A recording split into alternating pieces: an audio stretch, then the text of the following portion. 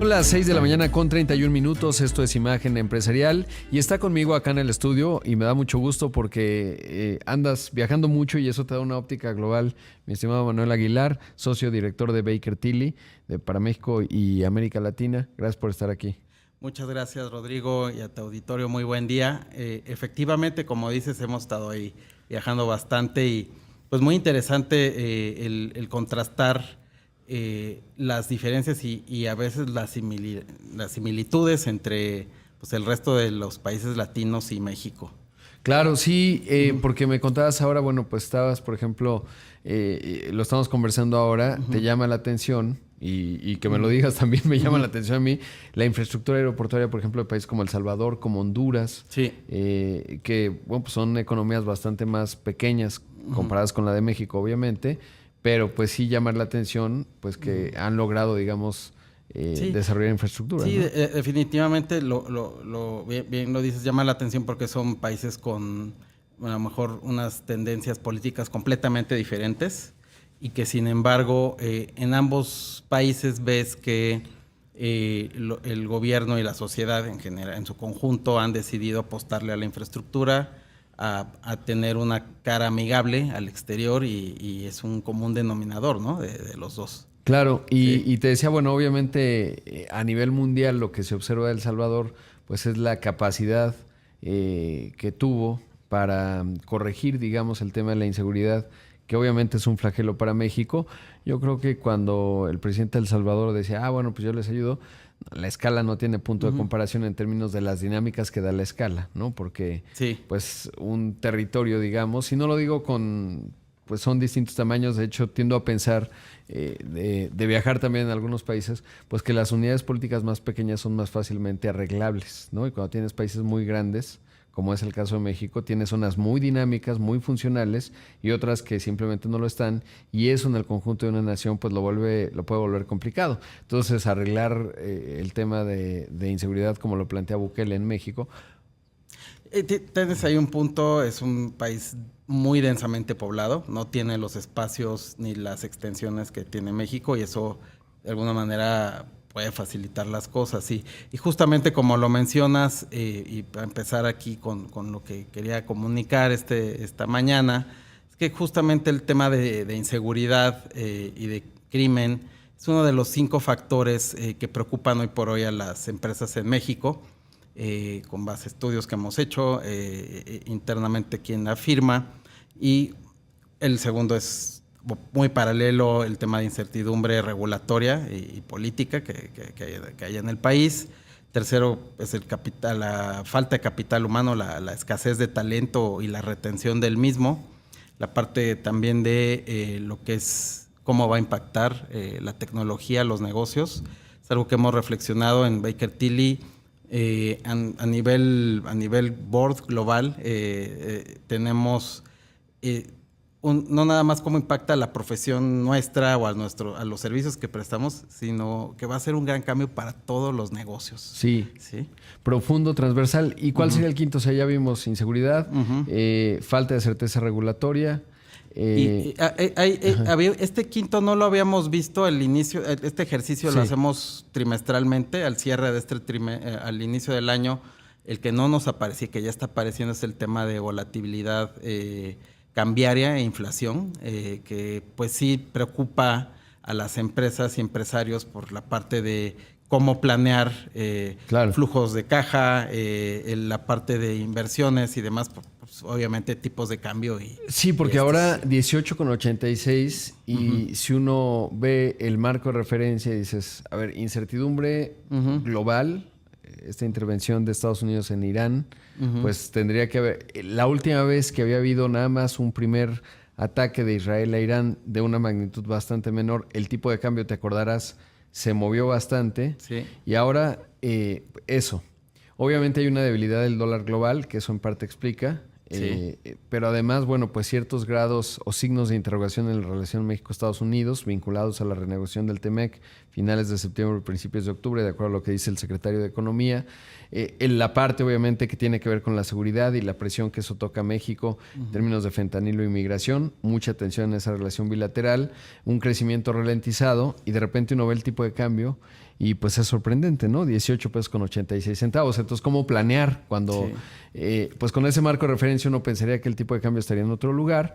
Quizás en parte, pues esta fortaleza inherente macroeconómica de México, más de 200 mil millones de dólares en reservas, el diferencial de tasa, a pesar de que ayer el Banco de México recortó a 8%, pues hay un diferencial con respecto a Estados Unidos que está entre 4.25 y 4.5. Ese es un factor que también sin duda influye. Y un país que en el contexto global, pues si nos queda un arancel promedio de 12%, pues es bastante mejor que otros competidores de México relativo a la economía de los Estados Unidos. Me refiero al arancel que pudiese aplicar Estados Unidos. Entonces todo este conjunto que describo, pues qué difícil, ¿no? Planear con esas condiciones. Exactamente. Y justo en Baker Tilly propósito, nuestra misión es preservar y crear valor. Se dice fácil, bueno, crearlo, pero también preservarlo es algo pues que nunca ha sido fácil y cada época trae lo suyo. Creo que en México contamos con una gran clase empresarial que se ha sabido adaptar a todo esto, en Latinoamérica también, sin duda. Y pues definitivamente sigue habiendo oportunidades, sigue habiendo cosas. También justamente identificamos varios temas relevantes para el crecimiento de la región y México cumple con la mayoría de ellos. Una parte es el nearshoring. Hay oportunidades para el nearshoring, obvias, sigue habiendo.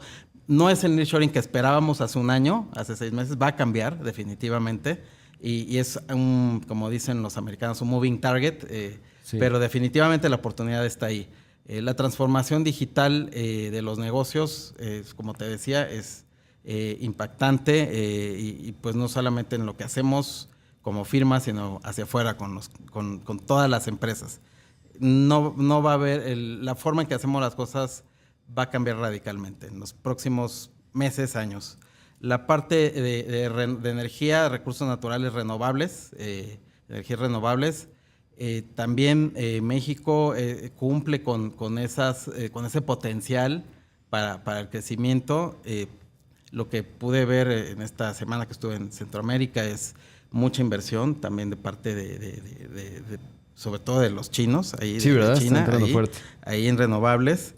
A lo mejor lo que en México no es tan fuerte y el resto de la región sí, en algunos países como Brasil, Argentina, Chile, Bolivia, la parte de minerales críticos, pues si bien cuenta México con ciertas reservas, el gap para que eso se dé ya una explotación relevante, pues va a tomar mucho tiempo. Y la parte de tamaño de mercado, hay economías muy grandes en la región, empezando por Brasil, seguimos nosotros en tamaño y en población, y pues ni se diga Argentina, Colombia, que son países con una población interesante, ¿no? Entonces, pues México, como por las tendencias que vemos, pues hay oportunidades en la creación de hubs tecnológicos, sobre todo en Monterrey y Guadalajara, que son ciudades con buenas universidades, con una población joven y con las facilidades para estas inversiones, ¿no? Mucho talento. Sí. Justo, bueno, vamos a tener que hacer un corte, estimado Manuel, pero esto que mencionas me parece fundamental, sobre todo porque, uno, la tecnología permite cierta deslocalización y hoy estamos viendo inversiones inusitadas. Hace poco entrevistaba al jefe de ingeniería de Google y por primera vez, y sigo a Google desde hace bastantes años, pues ponen 100 ingenieros de México para dar servicio global en las distintas. Eso es relevante. Y ahora que fueron los 100 años de Ford, Mark Fields, el CEO, vino y dijo, este centro de desarrollo tecnológico que tienen acá en el Estado de México, muchos ingenieros clase mundial, pues lo vamos a profundizar. Y habla de esto que estás mencionando, esas ventajas que van más allá incluso de los aranceles y estas cosas. Pero vamos a hacer un corte, Manuel. Esta mañana está con nosotros Manuel Aguilar, el socio director de Baker Tilly en México. Regresamos con más aquí en Imagen. Son las 6 de la mañana con 45 minutos. Esto es Imagen Empresarial. Esta mañana está conmigo acá en el estudio y siempre lo agradezco mucho, Manuel Aguilar, el socio director de Baker Tilly en México y América Latina. Manuel, estamos platicando de las oportunidades que hay en nuestro país. Uno de los aspectos que se destacan de México, me lo estabas comentando ahora, es la cantidad de acuerdos comerciales que tenemos con el mundo.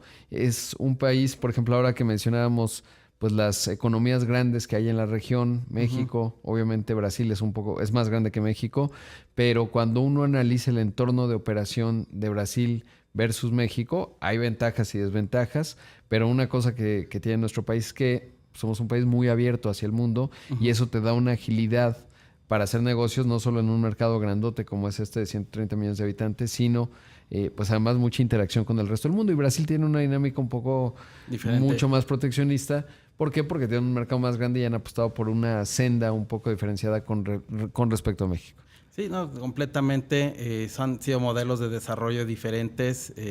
Brasil se protege mucho a la empresa local y por ende ahí las estadísticas vas a ver que en relación por población y por PIB hay muchos más millonarios en Brasil que en México. Sí. Y bueno, como bien dices, México tiene las oportunidades ahí, a pesar del entorno volátil. Creo que cuando te decía de esta medición de preocupaciones de empresas y empresarios que medimos cada trimestre, la parte de tarifas y aranceles dejó de ser la más importante, yo creo que porque de alguna manera ya los mercados, las empresas ya le tomaron el pulso hacia dónde va la situación y al menos en México se da por descontado que seguiremos siendo un socio comercial importante de Estados Unidos y Canadá. Con las reservas del caso, ¿no? Claro. Uno nunca sabe lo que puede venir. Y puede ser volátil en algún momento. Exacto. Creo que estamos entrando a una etapa de turbulencia en ciertas áreas de la relación. Exacto. Pero el racional económico para las dos economías, sobre todo porque Estados Unidos pues es una relación asimétrica, es quien tiene la sartén por el mango, hay que decirlo. Sí. Les exportamos el 84% de lo que exportábamos al mundo y para nosotros la exportación representa por ahí del 30% del PIB. Para ellos sí somos su principal mercado de exportación, pero somos el 15% de los datos más recientes. Canadá es el 13.2%. Claro. Pero para ellos o sea, digamos, las exportaciones como porcentaje de su PIB pues andan por ahí del 10-12%. Definitivamente en la vida y en los negocios hay que tener opciones y México tiene potencial de buscar esas opciones, las tiene sobre la mesa. Tenemos, como bien dices, tratados comerciales con 50 economías que representan el 60% del PIB global. Probablemente el gran ausente es China ahí, pero fuera de eso tenemos una posición geográfica entre dos océanos, la bisagra entre Norteamérica y Latinoamérica. Es algo que geográficamente ahí está, ¿no? Y eso no va a cambiar. Y definitivamente, pues para aprovechar esto, pues como comentábamos hace rato, la renegociación o la apertura no nada más del TEMEC, sino también de el tratado con la Unión Europea, pues puede ser fuente de oportunidades. Recordemos que México, un motor importante de desarrollo y de exportación ha sido la economía de productos alimenticios, las empresas agroexportadoras, y hoy por hoy con Europa pues exportamos muy poquito, ¿no? Y definitivamente eso se da porque probablemente en esos tratados nos ha faltado ser más agresivos en la parte de eliminar el proteccionismo que tiene Europa y también hacia mismos países europeos y sus excolonias, ¿no? Entonces hay que tener trato preferencial, pero que al haber un tratado comercial también con México debería ser recíproco, ¿no? Esta situación.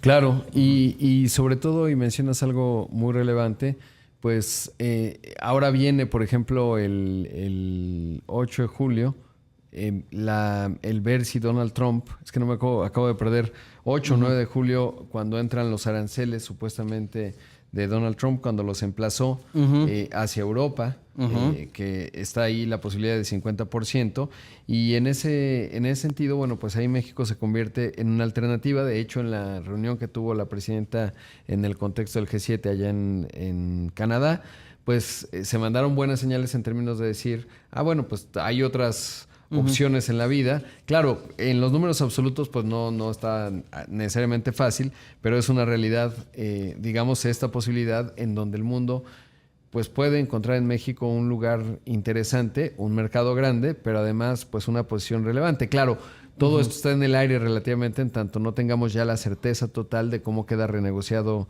el TEMEC, el Tratado México, Estados Unidos y Canadá, pero un Volkswagen, por ejemplo, que está en proceso de transformación, o Nissan, pues tienen sus plataformas productivas acá en México muy potentes, y si México funciona en el contexto de la región Norteamérica, es un gran lugar para invertir, ¿no? Para reconfigurar en términos de dónde pones los énfasis en la producción, por ejemplo, automotriz. Definitivamente, y como dices, se están identificando patrones en el actuar de la administración Trump. Ayer justamente anunciaba que ya hay un acuerdo con China, no sabemos de qué se trata, sí. Hoy vamos probablemente a conocer los detalles, pero algo similar seguirá sucediendo, ¿no? Lo interesante o importante para nosotros es ver en qué momento se daría la parte con México, ¿no? Y sí, pues existen las oportunidades. Sí hay apoyo del gobierno mexicano en ciertos incentivos fiscales para la inversión de nearshoring. Este tipo de estímulos, pues los hemos estudiado en nuestra firma en Baker Tilly. Pensamos, obviamente no aplican para todas las empresas y todas las industrias, pero definitivamente los que tienen vocación exportadora, los que permiten entregar incluso hasta las de contenido audiovisual pudieran estar cubiertas en este paraguas, ¿no? Claro, de estímulos. Exacto, que ustedes además han sido muy especializados en ello, entienden muy bien esa parte, y me acuerdo mucho cuando Netflix anunció ahí en la conferencia en la mañana una inversión grande, $1,000 millones. Después apareció esto que era mucho ruido y era obvio, porque no había forma de que eso vaya a ocurrir, que dijo Trump, oigan, yo quiero que regresen a Estados Unidos y tal. Pues no era realista, porque no veo cómo le puedes aplicar a la propiedad intelectual. Pues sí, ¿no? Sí, muy difícil. Pero que allá siempre me acuerdo mucho de lo que me has contado, de esta capacidad que hay en términos de pues los estímulos a la producción audiovisual, que es intensiva en contrataciones, que se genera una derrama económica, y que México se ha convertido en un polo bien interesante. Empiezan a haber, ya hay incentivos estatales en Jalisco, Estado de México y Morelos también están buscando el suyo. Algo se ha dicho de la Ciudad de México, pero todavía no hay reglas.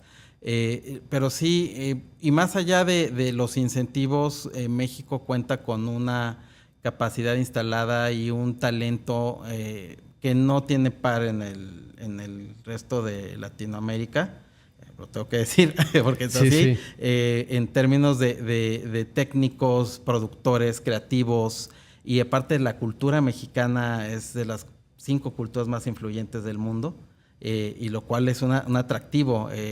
Incluso hay pues estadísticas de las audiencias que están súper milimétricamente medidas ahora con el streaming, y resulta que películas de series mexicanas son populares en Rusia, en Turquía, por el atractivo cultural que tenemos. Claro, ahora me hiciste acordar que está esta historia del Chavo, ¿no? En un servicio de contenido bajo demanda, del Chavo del 8 me refiero, y ha sido un exitazo, sobre todo a nivel de América Latina, ¿no?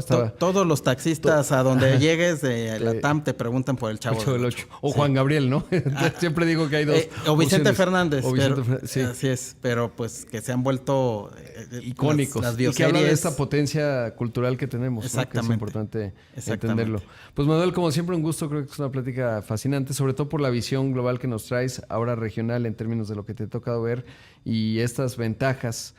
Las 5 preocupaciones que hay en México. Sin duda la regulatoria es importante, está apalancada de ciertas reformas que se han aprobado, obviamente, pero también esas oportunidades que están ahí enfrente muy listas, y bueno, que ustedes acompañan, digamos, con esta visión global, con una firma que tiene pues presencia básicamente en todo el mundo. Sí, como te decía, estamos enfocados en crear y preservar valor con nuestros clientes. Pues le digo a la audiencia y obviamente síganos en nuestra oficina virtual, bakertilly.mx, y en nuestras redes sociales, LinkedIn, Instagram, Facebook y TikTok también. Estamos ahí para conocer más, que nos conozcan y tener este intercambio con las audiencias. Gracias por estar aquí, Manuel, esta mañana de viernes. Gracias, Rodrigo. Ahí escuchó a Manuel Aguilar, socio director de Baker Tilly en México y en América Latina.